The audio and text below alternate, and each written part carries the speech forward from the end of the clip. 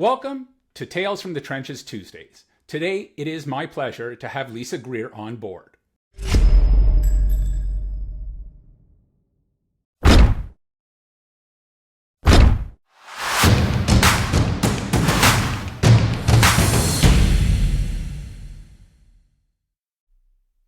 Lisa is a fundraising coach, nonprofit changemaker, major donor, and author of the best-selling book Philanthropy Revolution. Lisa's on a mission to save giving by providing a clear path to success, supported by data, statistics, and interviews. With her help and direction, the nonprofit world will see its donors engaged and energized, their organizations sustainable and with increased impact, and a more honest philanthropic culture that will create a larger and more loyal donor pool. Currently, Lisa serves as a commissioner of the California State Commission on the Status of Women and Girls, where she sits on the executive committee. She also serves on the international board of the New Israel Fund, Alliance for Middle East Peace, and as the executive committee of the Cedars-Sinai Board of Governors. She's also served as commissioner and chair of the Beverly Hills Cultural Heritage Commission and trustee of the Jewish Community Foundation of LA, and as a board member of many organizations, including the LA District Attorney's Crime Prevention Foundation, Make-A-Wish of Greater LA, Girl Scouts, and others. She's recently been appointed to the City of Beverly Hills Community Charitable Foundation. Earlier in her career, Lisa was a studio executive at NBC and Universal Studios, and she founded and led several companies in the digital media and entertainment businesses. Lisa co-founded and sits on the board of Tandem Care Planning, a new business that elevates the home care experience for both care seekers and caregivers. A native of LA, Lisa holds a bachelor's degree in history from UCLA and an MBA from Pepperdine University. She's the proud mother of 3 millennials, 2 Gen Zs, and 2 dogs. Wow, what an accomplished lady. Welcome. I don't like to be bored, so there. Yeah, most definitely. Most definitely. I read your book, and it was absolutely an amazing book. And I'm going to put a link in the show notes for those that have yet to buy it, so that folks can purchase it. It's really a great read, and we'll get to that in a little bit later. Yeah. Well, and so I'm sure you've also been on the asking side of the equation. So tell me a little bit about that, when you've gone and asked someone what kind of made it the best visit that you were on the asking side. It's I just do it a different way. Mine is all based on relationships. I occasionally will have to go to somebody that I don't have a relationship with, but I really don't like doing those, and I think that I can establish a relationship with almost anybody because I can find something we have in common. And I tell fundraisers this all the time. So we went to the same university, we have the same number of kids, whatever it is, and so I go in with that, and it becomes there's 2 pieces to it. It works really well when there's an introduction, and a lot of people ask me, well, how do I get rich people to talk to me? It's like, well, find something in common with them, like you would with a friend or a date, or a lot of this is sort of like what they do when you do in dating. And so it becomes a comfortable relationship. And then and they know, I just had this conversation with someone yesterday, they know in advance that I'm going to ask them for support, in meaning financial support.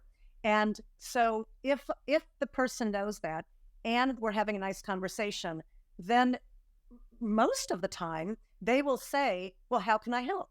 And when that happens, it just changes the mechanics of the whole thing. And then I can say, well, we've got this and this and this, and they choose what they want, and we go on our merry way. I mean, really, that's it.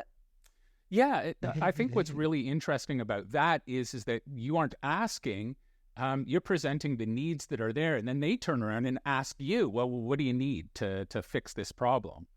And so it's a little bit of it flips it right on its head. But I think when the donor is in control, that's the way it works, right? Wow.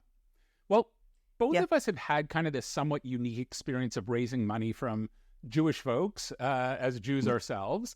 I've often found it's kind of a double-edged sword that the expectations of a fundraising department of a Jewish organization are likely higher than anywhere else on kind of a per capita basis. So you know what? You're one of the few folks that I've had on to the show that can talk about this. Do you have any thoughts as to why this is? Yes, and I think you know the answer as well. I think that a Right. lot of Jewish philanthropy came from guilt, and what they call in Israel is playing the Holocaust card.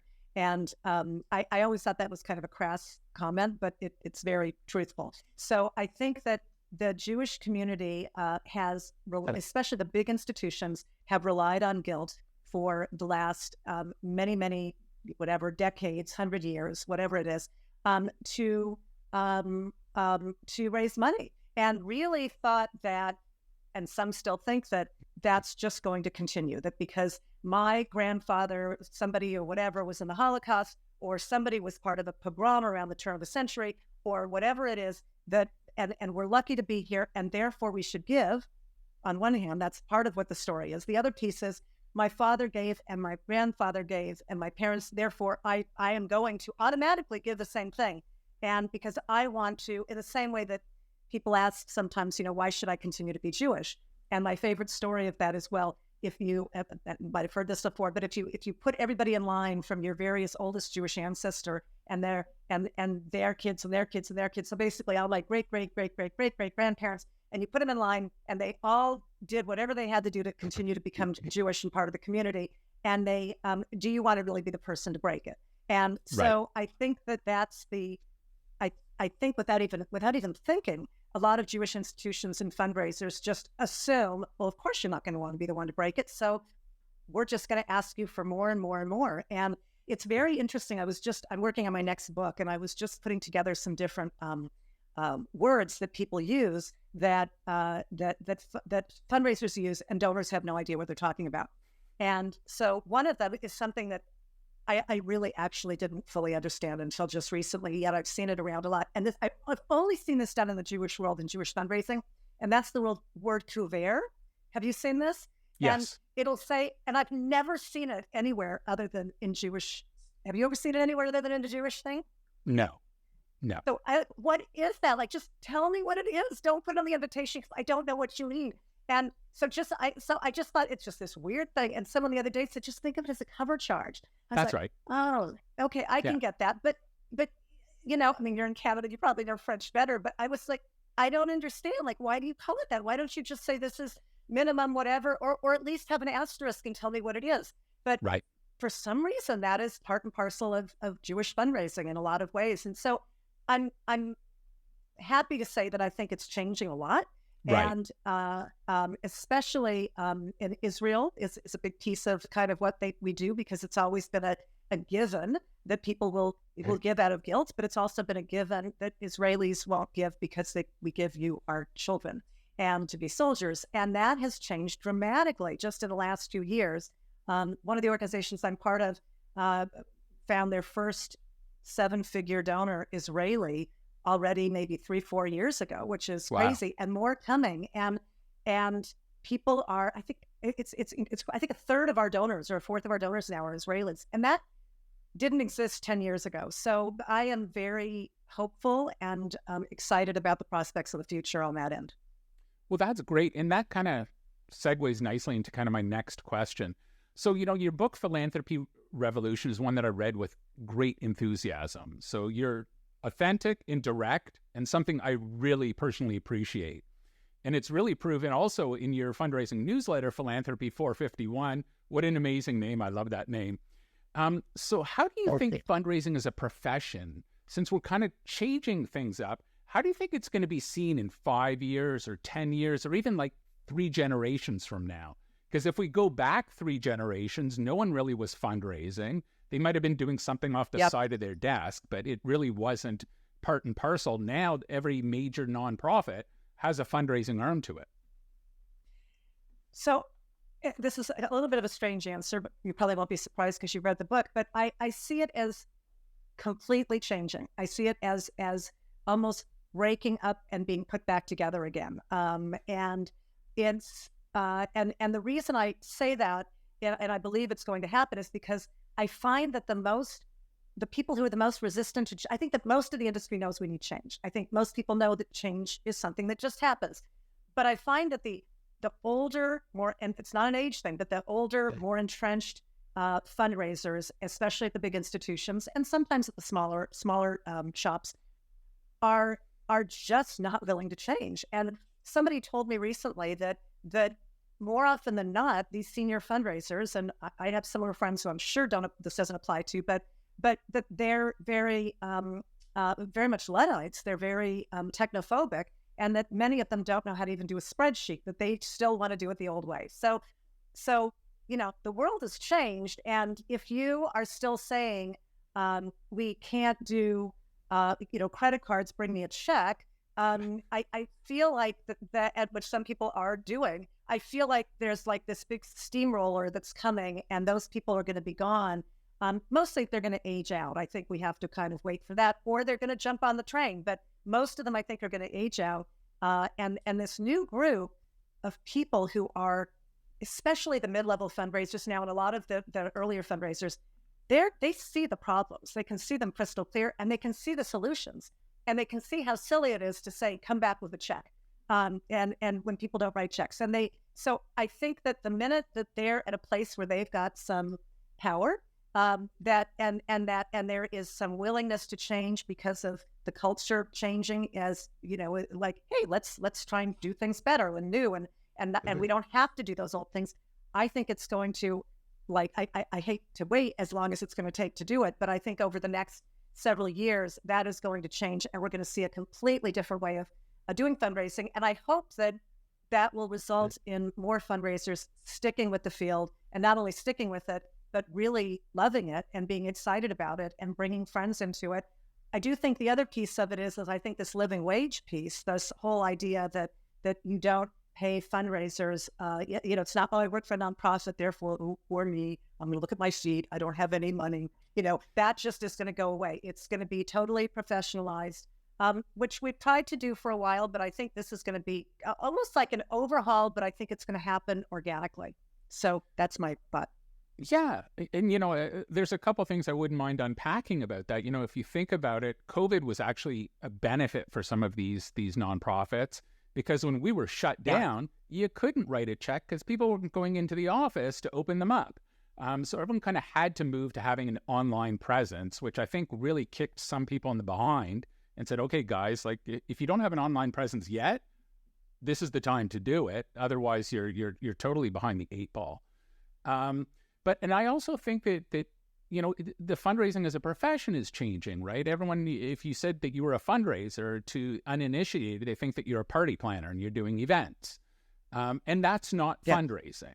Relationship building, and realizing that when you're dealing with those larger gifts, it's not uncommon for it to take 2 years of cultivation to acquire that gift. So it's kind of that mind shift that you have to kind of move away from that transactional where, you have a gala and the tickets are $500 a piece, or a table's $50,000, whatever the case may be, where it's all kind of neatly contained, into a campaign where you're asking that same person for $50,000. Well, that may take a year or two to actually close, unless they're already in the loop in some way, shape, or form. So, it's going to take some time. So I think that the boards and bosses are going to have to realize that there's a little bit of ramp room that's going to have to happen as we go forward. And you're absolutely right. The boards and bosses is a really succinct way of saying it. And I think that's what's getting in the way now, which is why we do a whole lot of outreach to boards and bosses to try and make sure that they understand that this is actually better for all of them long term. But if they have the mindset like people do, in sports, of, you're only as good as your last game, what did you do for me yesterday? Then that's not going to be helpful for us. But I do think that I also think another wonderful thing that happened with COVID is that people are now looking for jobs with purpose. And I have seen, and I'm sure you have too, lots of people who now want to get into this profession because they felt like what they were doing just was flat and didn't feel like it had meaning. So this is a huge opportunity for us. And we as a profession need to also realize those people deserve to be paid.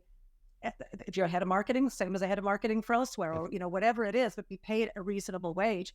And the way to do that is to make sure that I actually have an idea of how to do it, which I'll just throw in here, which is we start staying away from the you can't give us restricted gifts thing. And we actually let people, based on those relationships, say, I would like to fund this. I remember with our federation, Jewish Federation here, I wanted to just give money to camp. I thought camp was a great thing. My kids went to camps. And it was a whole big ordeal to get somebody to agree to take the money. And I don't understand why. And over the years, I've realized it's because they want control and they want to put some money towards overhead. So my answer to this, and maybe you would like to work with me on this, is to say, you know what, we're going to create a new standard in the industry. And the standard is that 20% of every gift goes towards overhead. You can give a restricted gift as long as it matches with mission. You can give those all day long, and 20% goes to overhead. And then you'll also have the unrestricteds that will get you up to the 20, 25, 30% overall.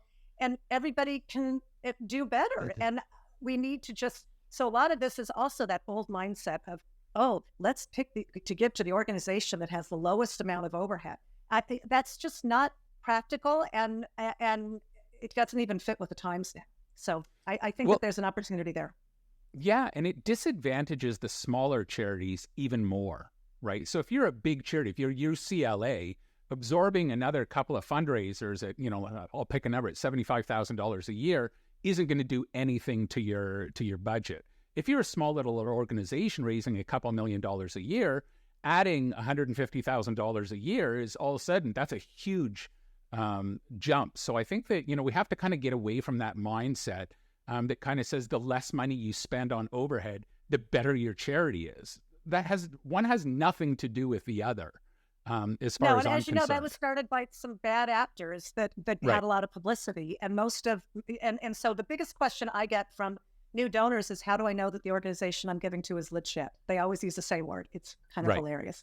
And that's because they've heard that people are off buying Ferraris or whatever it is with your money. And I think we need to make it clear that it would be great if there was some international PR campaign that said, hey, 99% of people of organizations, give their money or send their money onto whatever it is their mission is about, and do really good things and have wonderful impact. Which brings me to the impact thing, because until we start talking about impact, as opposed to this, you should just give because you are supposed to give. But if we talk about impact, then it all kind of connects, and we need to be better at that. Most definitely. Well, Lisa, thank you so much for taking the time. If folks wanted to get hold of you, how would they go about doing that? So they can go to my website. Thank you for asking. They can go to my website, lisagreer.com. Pretty simple. They can go to philanthropyrevolution.com if that's easier to remember. And on there, you can find my tips of the week, which I give every Monday, and I've got hundreds of them. You can like to subscribe to the newsletter, see some of my previous podcasts and webcasts, learn about the books, etc. So it would be great if people go and sign up for the newsletter. Would be great. Amazing. Thank you so much, Lisa. Thank you for having me. It's a real pleasure. Hi, folks. Don't forget to hit the subscribe button right here.